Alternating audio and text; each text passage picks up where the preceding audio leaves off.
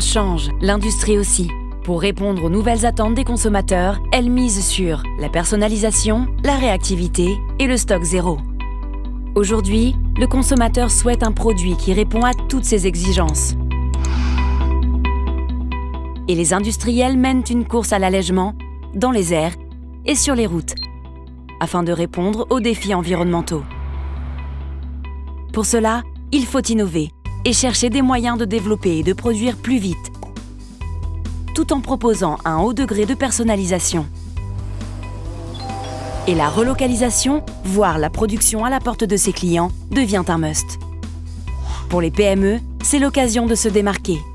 Proposer de nouvelles façons de produire pour offrir plus de liberté dans le design, intégrer plus de complexité, travailler plus vite et fabriquer des pièces à l'unité dans les conditions de la production de masse. Comment ?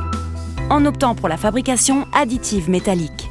La fabrication additive métallique, c'est un ensemble de technologies qui permettent de passer directement de la conception à la fabrication sans outillage. Elle regroupe de nouvelles méthodologies de conception, diverses technologies de dépôt de matière par couches successives et des méthodes de contrôles adaptées.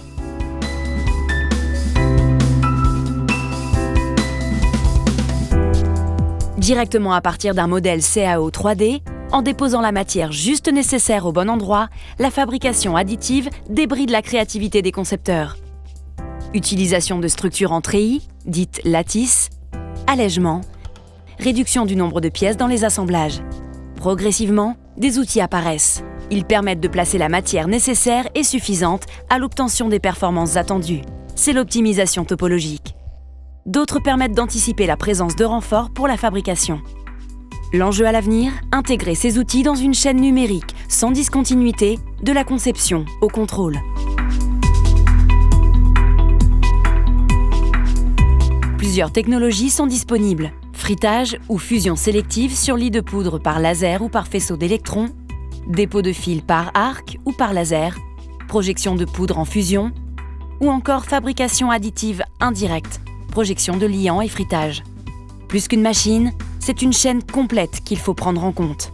Les pièces peuvent par exemple nécessiter des post-traitements et une phase de finition. Certains constructeurs de machines proposent également l'hybridation de ces procédés avec de l'usinage.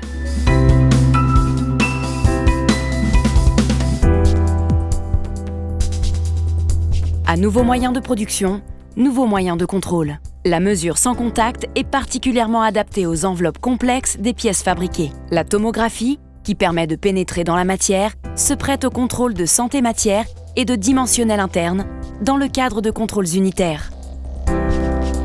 Comment aller plus loin ? En travaillant sur l'ensemble de la chaîne de valeur pour baisser les prix de revient. La fabrication additive est une technologie en plein essor. Les connaissances actuelles sur le sujet évoluent de jour en jour et le CETIM travaille notamment sur les grands projets de recherche et développement dans le domaine. Actuellement, elle est principalement mise en œuvre sur des applications de niche pour certains marchés industriels, mais à l'avenir, elle a vocation à être démocratisée à tous les secteurs industriels connus à ce jour. Pour en tirer parti, il est tout à fait possible de se faire accompagner, notamment à la maîtrise du processus qui est lié à cette technologie, mais également à la définition du business model gagnant adapté, le make or buy, fabriqué ou sous-traité. Liberté de conception, fabrication à la carte et sans outillage, économie de temps et de matière, zéro stock, nouveaux modèles économiques, la fabrication additive étend considérablement le champ des possibles en production de pièces. C'est l'une des clés d'une production de produits personnalisés en masse.